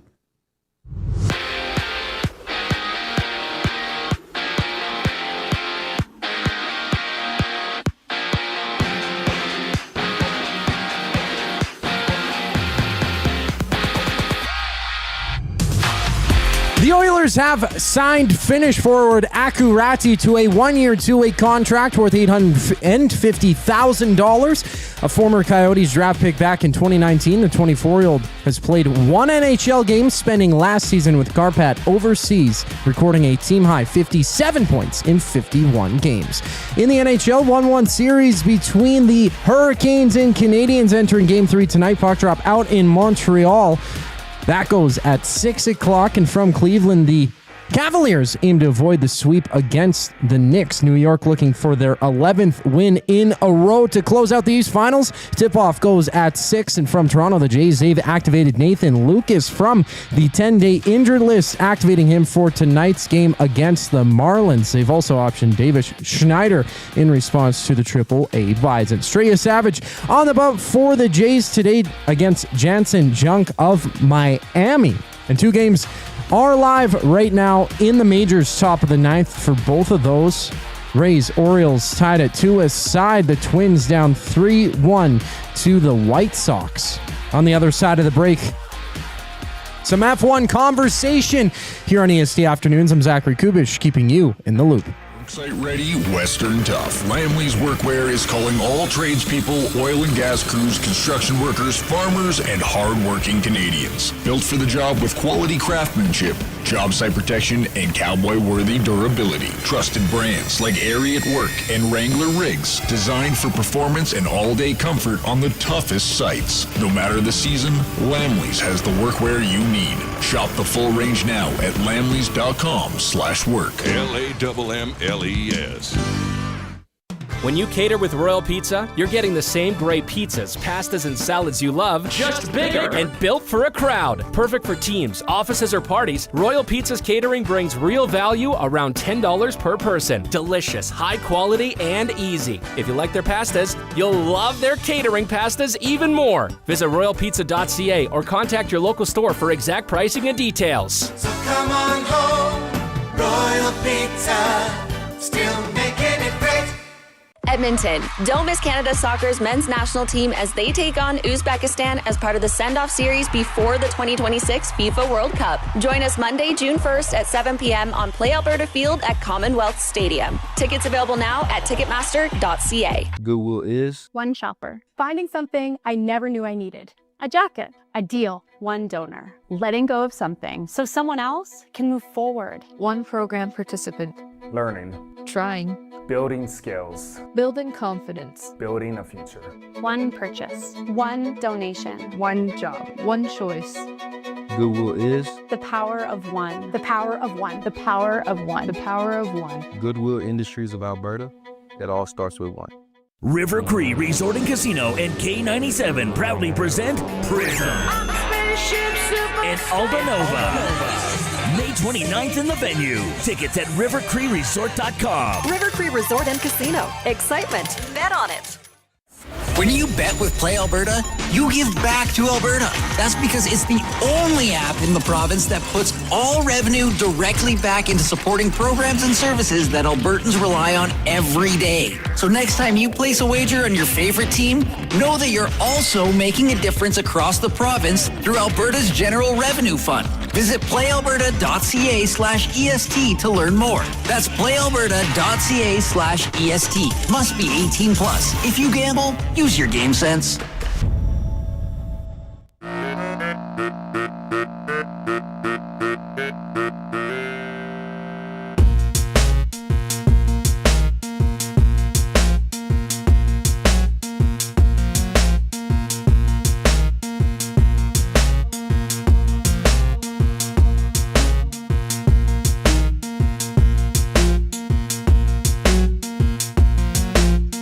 We're back here on EST Afternoons. Hope you're having a wonderful, wonderful day. And Joaquin, a pretty cool thing coming to Edmonton. The next generation of NHL stars are coming back to Alberta this summer.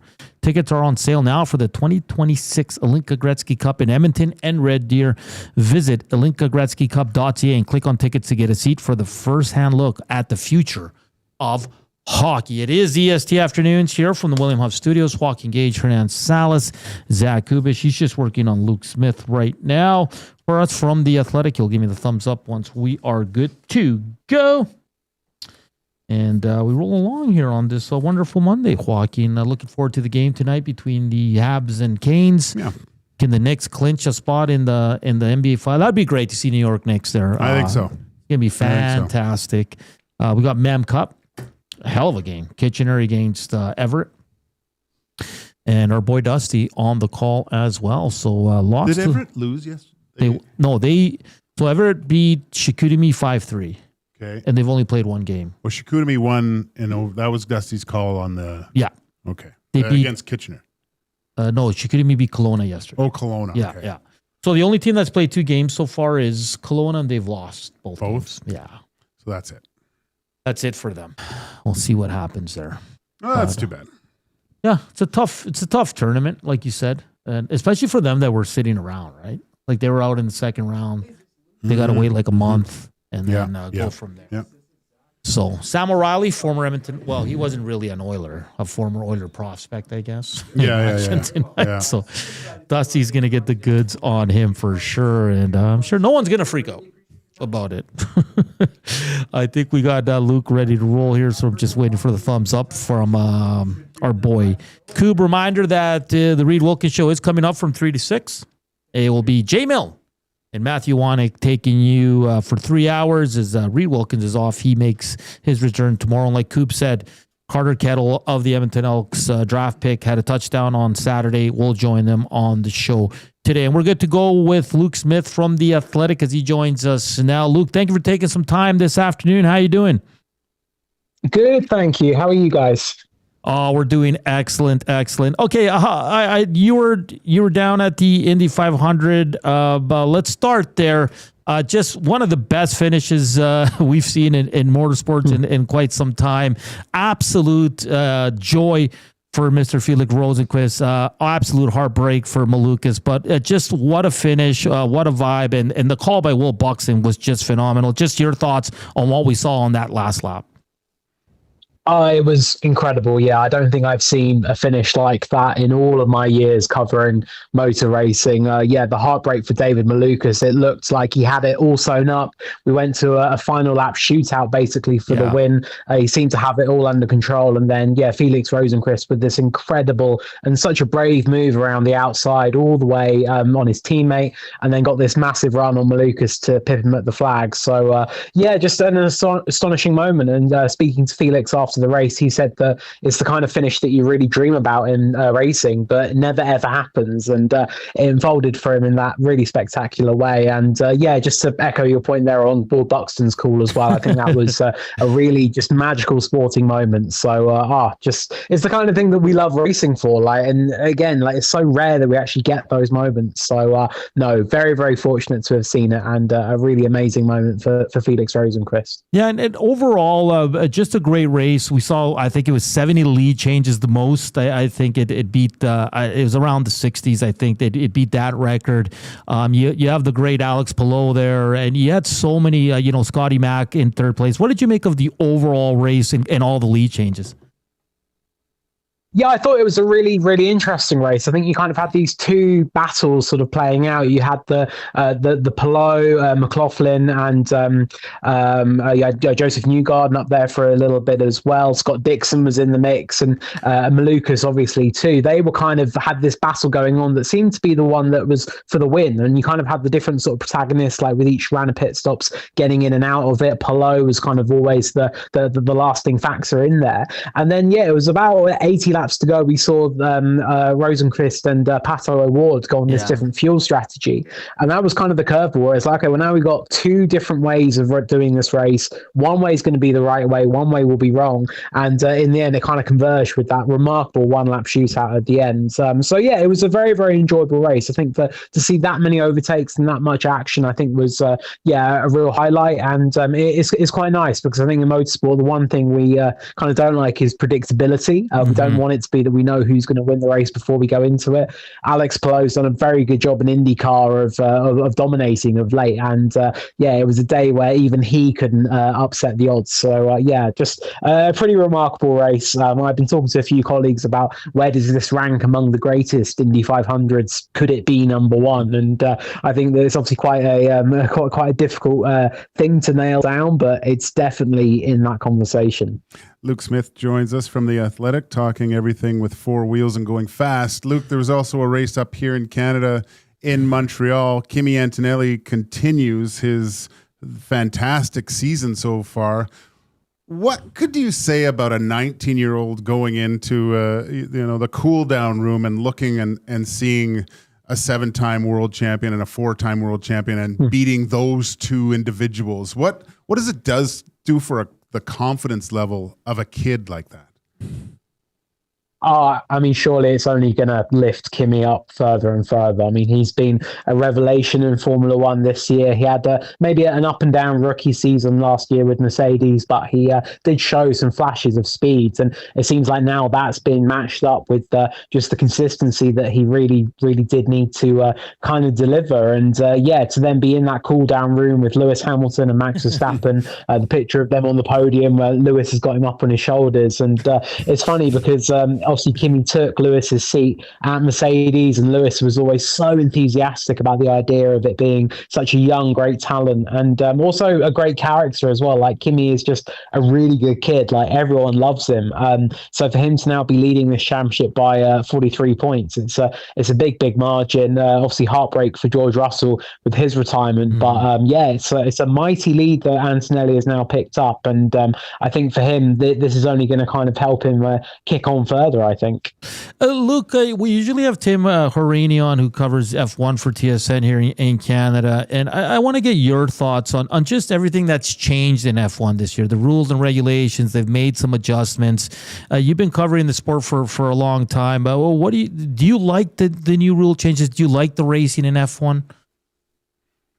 I'm kind of on the fence. It's tricky because you kind of watch it and it is very entertaining. Like, there's lots of overtaking and passes and action, but then you kind of think about, well, what actually is like the kind of process that goes into this overtaking, and is it maybe a little bit forced with all the battery management and the back and forth and yo-yo battles and stuff like that. And it's funny because I watched the Miami Grand Prix. I had a wedding that weekend, so I wasn't attending it, so I kind of watched it on TV like a fan would, and it was a really interesting experience for me. And I was kind of watching and be like, okay, well, someone's just overtaking another driver. Is that the actual overtake, or is that just like one pass and they're going to now get repassed? So it's difficult. Like, ultimately, you've kind of got all these like exciting moments, and we love those wheel battles, but it's kind of the authenticity that I've still not really figured out myself. And then you talk to the drivers, obviously they're so outspoken about how unhappy they are with the kind of the style of racing they've got now. So it's very mixed feelings on it, and I'm still trying to figure out how I exactly feel. So I think give it a few more races and I might be able to maybe have a better idea. Yeah, Luke, we're both kind of in the infancy of our enjoyment of F1, obviously getting wrapped up in the Drive to Survive series of a few years ago. But what I noticed really, and it was talked about on the broadcast, was just the fact that Kimi could stay behind George for so many laps that you probably wouldn't have seen in years past. And it does provide a different type of enjoyment, definitely watching on TV. But how do you think the new cars will translate into the next race here in Monaco? Because in the past, it seems like the viewing is more so geared towards qualifying to see where the positioning is, because we don't really see too many overtakes in Monaco. What do you foresee happening in 2 weeks' time? I think it can definitely give some more hope, I think, for the Monaco Grand Prix to actually be a good race, which is something that we've not really been able to say for a long time because the cars have been very difficult to follow, very big and bulky, and F1 has kind of outgrown Monaco in a lot of ways. So it means that whoever puts it on pole and leads into turn one on Saturday ends up winning it on Sunday. But I think that now we've got these cars, they're slightly reduced in their dimensions, so it's a little bit easier for them to sort of pass and overtake it in that way. That kind of helps a bit. It's a step in the right direction, maybe not enough on its own to fix Monaco. But then when you kind of add in this like yo-yo overtaking that I've just been talking about, around a track like Monaco, that might actually be quite interesting. It might be quite good. Like they might really have to think about their moments where they're going to make these passes and when to best do it. So I kind of do wonder if that's at least like some reason to be a bit more optimistic that we might have a good, exciting Monaco Grand Prix. But let's see. Like, I think that ultimately Monaco, it's still the same track. It's still the same challenges. As I said, the car dimensions, they're a step in the right direction, but they're still very big. So yeah, I'm really curious. Like this is probably the one race that I'm most excited for in the run of tracks coming up, purely because I'm like, well, it could actually be pretty good this year. Luke Smith from The Athletic joining us here on EST Afternoons, Joaquin Gage, Hernan Salas. Luke, I know the motorsports world is a close one. We saw kind of the crossover between Indy and NASCAR earlier this year. We saw a lot of wonderful tributes in Indy and F1 for Kyle Busch over the weekend after his tragic passing last week. An emotional day yesterday on the NASCAR track. Daniel Suarez wins the Coca-Cola 600. But just your thoughts on kind of the emotions of yesterday in the world of motorsports with the passing of Kyle Busch. Yeah, it's definitely been a very emotional one. And I think that was definitely felt here in Indianapolis as well. I think that there's so much crossover between the IndyCar and NASCAR communities. So I think it was, a very, very desperately sad news. And I think it really did shock the racing world. And it was kind of one of those things that did, I think it was on everyone's mind, understandably, right the way through this Indy 500 weekend. And there were some really touching tributes on lap 18 of the race to mark Kyle Busch's number. They lit up the timing pylon with a tribute to him. Some of the teams, they changed the sort of like style of their numbers to, again, honor Kyle Busch as well. And then we saw obviously at the start of the NASCAR race, like so many tributes. We had Kyle's wife and children there. And I think that it's kind of one of those weekends that I think really reminds me of just how powerful the humanity within our sport is. And ultimately we are just this one big family. And I think that it really is important in these sort of desperately sad moments and unthinkable sadness that is being felt, that we do kind of come together and are supportive of one another and honor such a legend of racing. So it's definitely I think it's been a heavy weekend for everybody, I think. But the one thing that has struck me is just how talking has really helped people. Like I was with one of my colleagues who covers NASCAR full time, and we met with some fans on Sunday morning in Indianapolis. And I think just to be able to kind of like share stories about Kyle Busch between my colleague covering NASCAR and some of the NASCAR fans who came to Indy, that was a really lovely thing to see. So I think that it's a very tough weekend, but I think one where the racing world did really kind of unite and come together. And Luke, before we let you go, me and my co-host here, we've read Adrian Newey's book, Will Buxton's book, and I know it's next on my list when it comes to racing books. You have a book called On the Grid, The Life Behind the Scenes of Formula One. Obviously, we kind of get the gist of what it's about, but how much fun was it writing this book?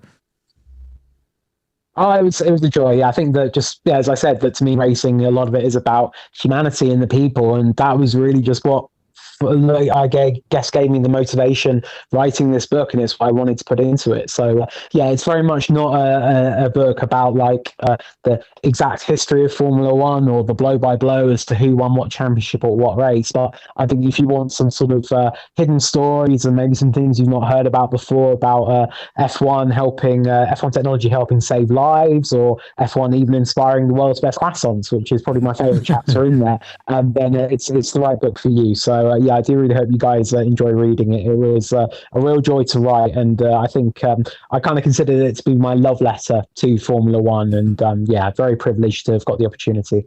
And Luke, are you going to all the races? Do you travel with F1? Yeah, I do. Yeah, so it's been quite odd not being in Montreal the past weekend. I got the chance to go to Indianapolis, and I couldn't really let that go by. It was my first Indy 500, but I'll be back for the Monaco Grand Prix, which is always a yearly highlight for me. Awesome stuff, Luke. Thank you for taking some time to join us day after just a great weekend in motorsports. All the best, and look forward to your coverage. Thank you so much. I appreciate it. All right, Luke Smith from The Athletic there joined us there, but it's nice to different voices of motorsports, eh? Yeah, we're official now. we are official because we've had Tim, Adam Wilde too, who does the podcast with him, and now we've had Luke Smith. So if we get someone with an accent talking F1 or motorsports, we made it. You're legitimized there.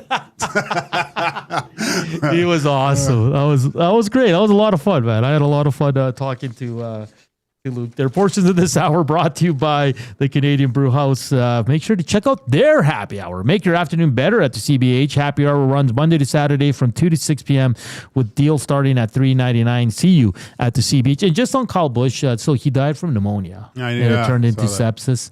I was just thinking, because I saw a lot of interviews over the weekend with drivers that are like, back in the day, you lost a lot of drivers because of racing. Mm-hmm. Now it's so much safer, Joaquin, where like when you lose a driver to what Kyle Busch passed away, like it's even more shocking. Mm-hmm. Like some of them were saying, like, we never expect this. We expect that if something's going to happen, it's during a race. Wheel, yeah.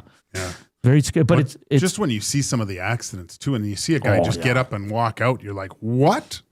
Well, Rossi, who in Indy, he was P2 going into the race. He raced, but he had to go on his crutches into the car because of his accident in practice. Yeah.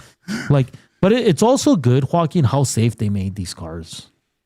Because like you said, some accidents are huge and the guys just get up and walk out and they're fine, right? Yeah, like it's going into walls at over 100 miles an hour and like they get out, ouch. That hurts. Yeah. Some of them don't even want to go in the ambulance. Well, it's like I look for it now because when like they always say you got to let go of the steering wheel because it'll snap your wrists, right?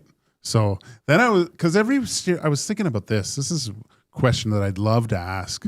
Well, like Lewis Hamilton, because the Ferrari steering wheel is so much different than the Mercedes steering wheel that he's always used. Like the Ferrari, the thumbs actually, there's like two little thumb holes that they actually go in there. And I was always wondering if Lewis, after having one type of steering wheel for so long, then switching, that's got to be weird. Like to be that different, right? Because I mean, I tried to think, well, I'd switch equipment and it was different. And it took a while to get used to, but just that'd be really weird. It's crazy. And then they were showing, I think on F1 and Indy, all the buttons, like you're driving that fast and then you're like focusing on your buttons. And but changing stuff within the car. Too. They're telling you mode 8 and you're doing and going up to a corner. And so then I'm thinking, well, like I hate, like I don't answer my phone anymore in the car. Like I don't talk on the phone, but when you're driving, I am like, I don't want to hear any, like, and I hear them go, don't talk to me. So I'm like, I'm an F1 driver. Don't talk to me. You're Lance Stroll. Don't stop talking to me. Turn off your radio. All right, coming up next, it's a Screw. Let's do a parlay as we close it out and get you set for the Reed Wilkins Show. That will be hosted by Jay Milne and Matthew Wannick. That's all coming up here on EST Afternoons.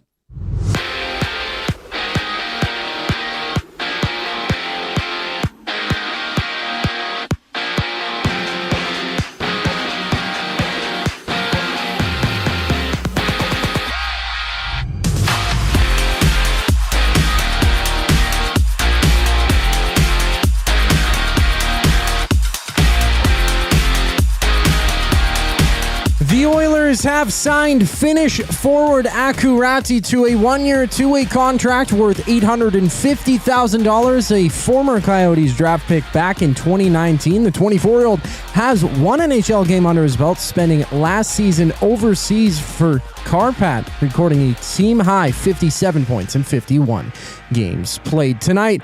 1-1 series between the Hurricanes and Canadiens entering Game 3.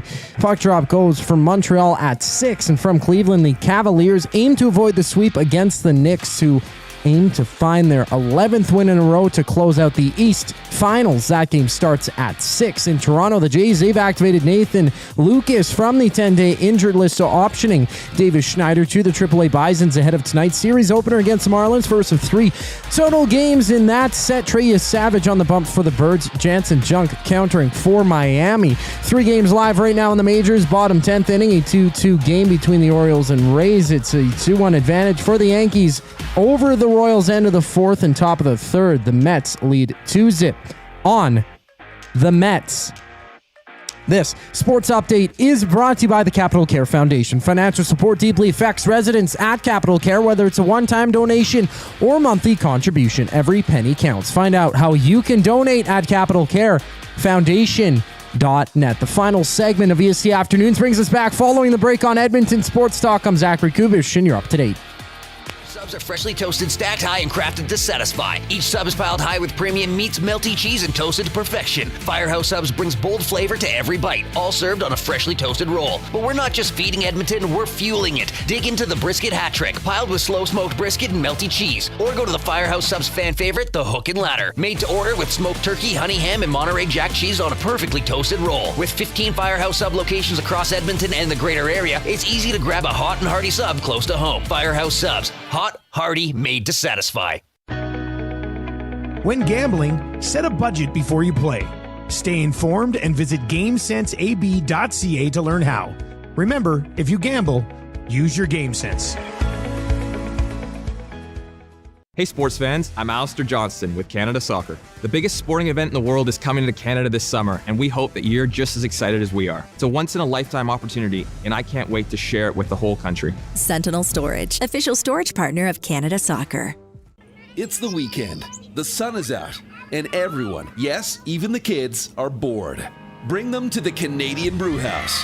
Our patios have games to keep the whole family going, rooftop views, real turf to run around on, and misters for when the summer gets serious. Oh, and we've still got the game on, always, all day, all weekend, all summer. The Canadian Brewhouse, Canada's best patios. Edmonton, don't miss Canada Soccer's men's national team as they take on Uzbekistan as part of the send-off series before the 2026 FIFA World Cup. Join us Monday, June 1st at 7 p.m. on Play Alberta Field at Commonwealth Stadium. Tickets available now at Ticketmaster.ca. You've heard the name, but what does it mean? For over 66 years, William Huff Advertising has supplied signage from screen printing to digital to LED with design, production, and install in-house. It's a one-stop shop for all your signage needs. Edmonton owned and operated, William Huff has been trusted by the biggest companies and teams in the City of Champions and many others across the country to do the job. If you're looking for a way to get the word out about your company or event, they are the answer. Go to www.williamhuff.com. Their results speak for themselves.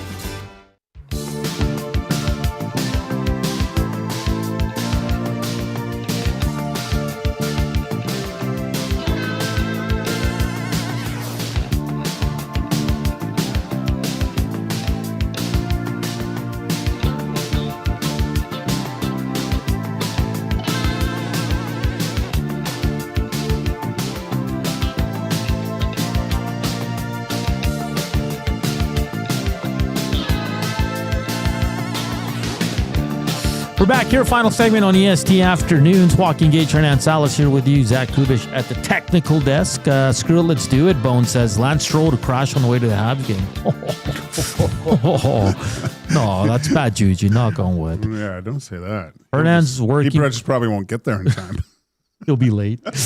Hernan's working partner that he has the most chemistry with, a Demorier. Well, yeah, it's not. Hey, I take offense to that. No, it's Gager. Is he comparing me to a cigarette? And then a Demorier. Who's this prick?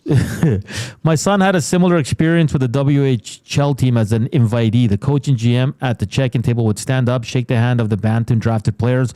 All the others, they would barely look up and just hand them a schedule. Ooh. It's a tough world out there. Now, like, I don't know. You from an outsider's perspective, me just sitting here, you'd assume that everybody would have the same respect for everybody. You treat people the same no matter what if you were a management person. Hearing that is that's pretty tough, right? Like, but you expect to be treated at least in at the same level, even though you might be not the guy making the team, but at least to shake your hand and look you in the face and tell you that you didn't make the team? I played club soccer growing up, and I wasn't a very good soccer player, and the coach barely talked to me. Really? Yeah. It sucks.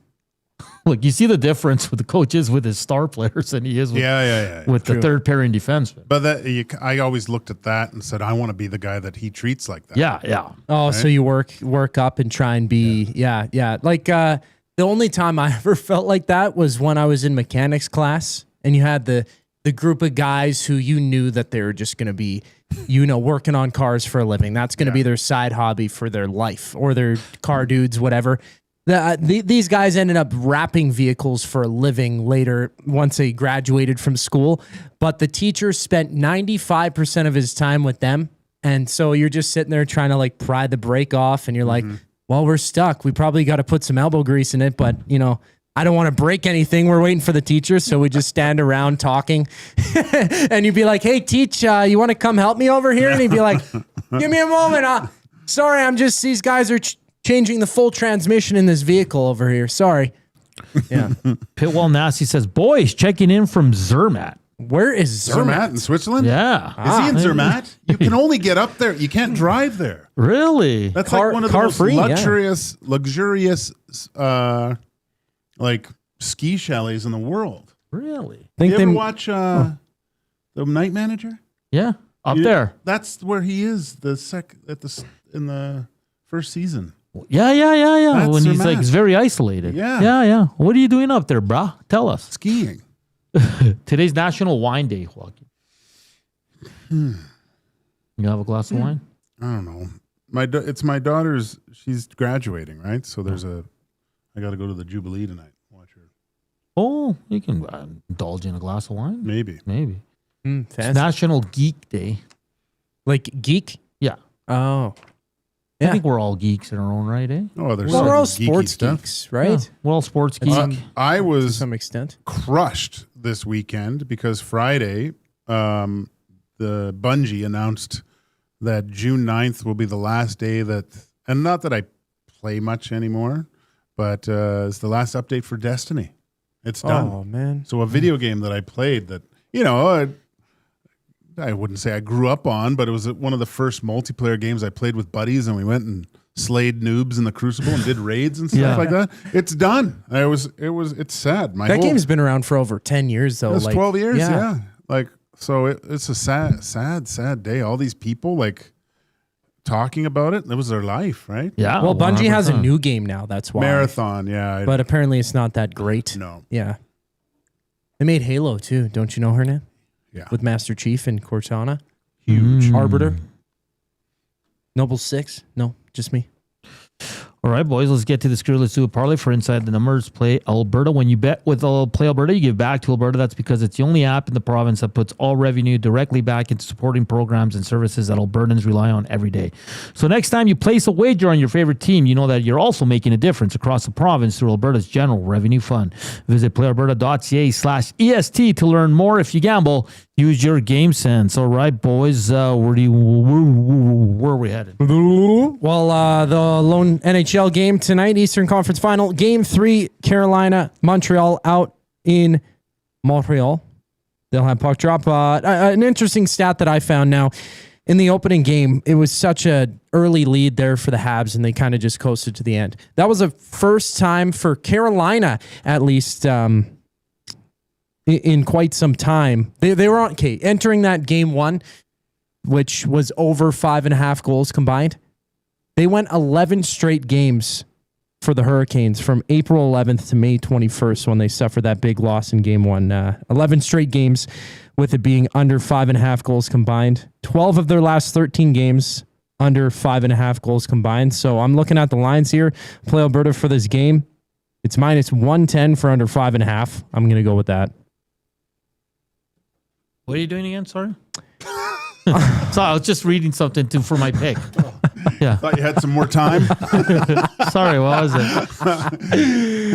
Total under 5.5. What he said.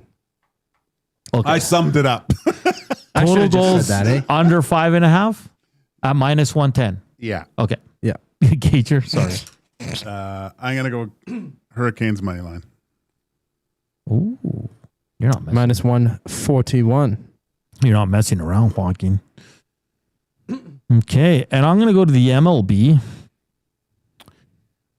Okay, so to cover, if you're minus, does that mean you're the favorite? Yeah. What? That means you win by more than 1.5. If you're the underdog, you're plus.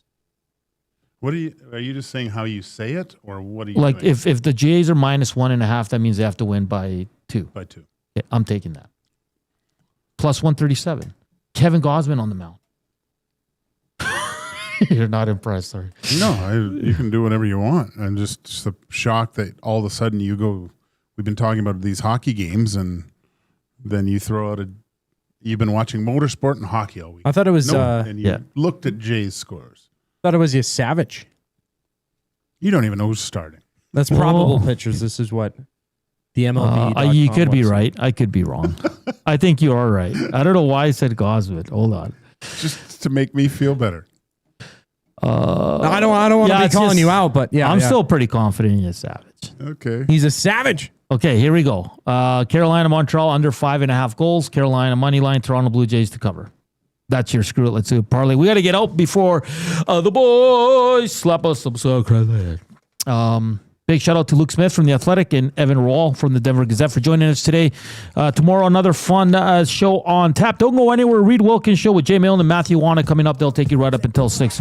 For Joaquin Coob, I'm Hernan saying thank you for watching, thank you for listening, and thank you for the thumbs up. We're back tomorrow. Don't go anywhere. Reed Wilkins coming up. Ciao.